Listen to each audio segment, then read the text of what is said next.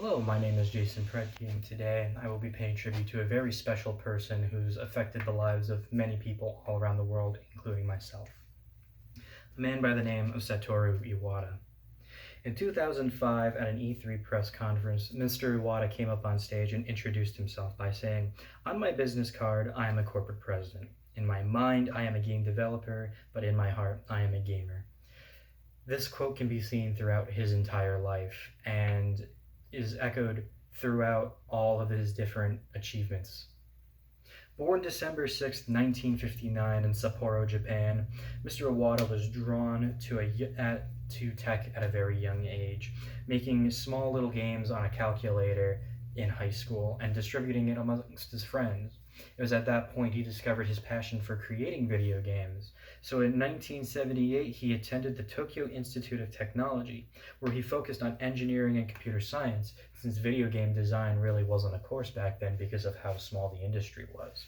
As a result, he would meet a group of people, of like-minded people as himself, and later they'd all work together to create a company that they would call HAL Laboratories.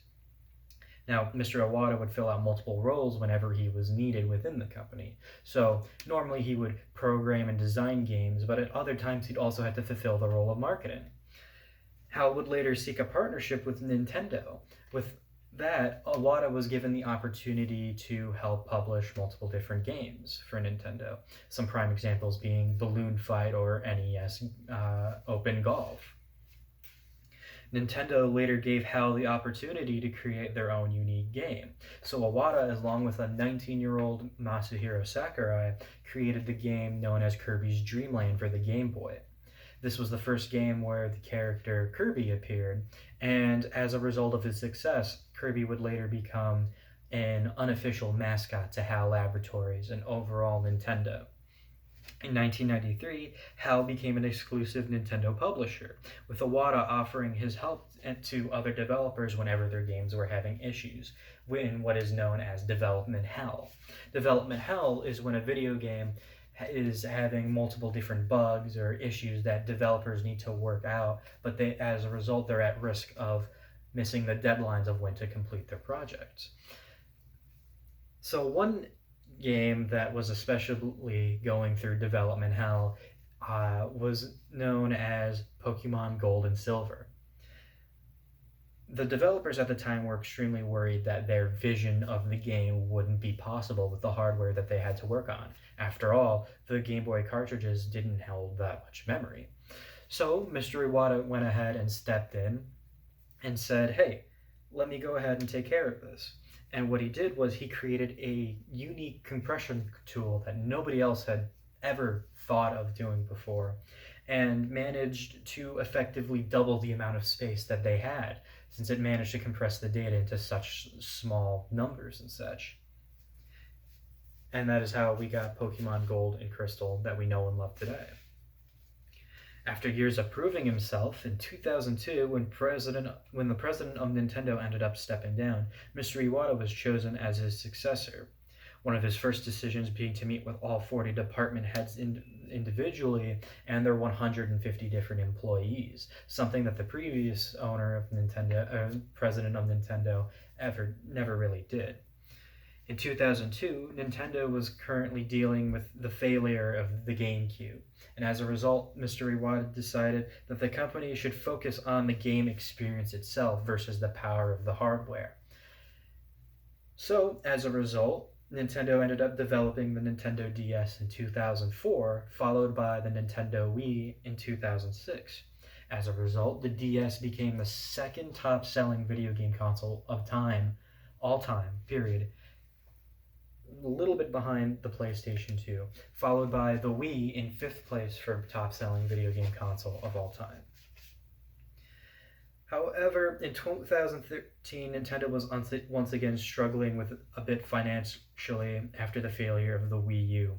Instead of layoffs or cut of pay for all the different employees, Mr. Iwata decided, I'll just cut my own salary in half and make sure that no one else gets fired, as he had the mentality that if we started firing developers and employees, it would create more problems than solutions overall. However, things also did not go as planned, as in 2014, a cancerous tumor was found in Mr. Iwata's bile duct, causing him to go into the surgery immediately.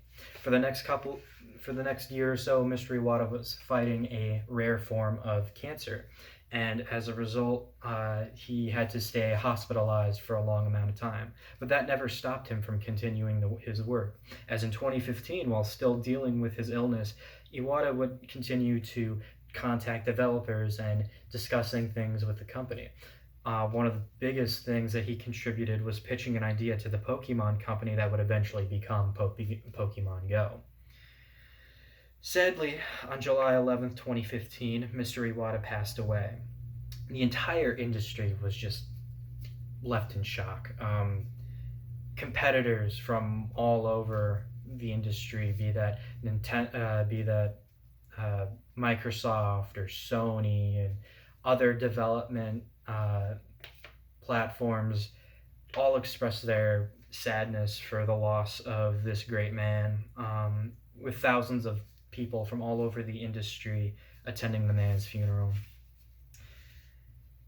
Mr. Iwata was a very special person, mainly because he shaped a lot of a lot of people who are involved in video games' childhood, be that with Pokemon or Kirby. He had a hand in developing the Smash Bros. Series. Without Mr. Iwata, there would not have been a DS. There would not have been a Wii. There wouldn't have been the Pokemon games I was telling you about earlier. A game called Earthbound wouldn't have been possible without Mr. Iwata.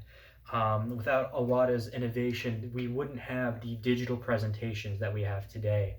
We wouldn't have as much contact with developers from consumers, as he normalized the idea that developers should be in contact with the people that are consuming the product.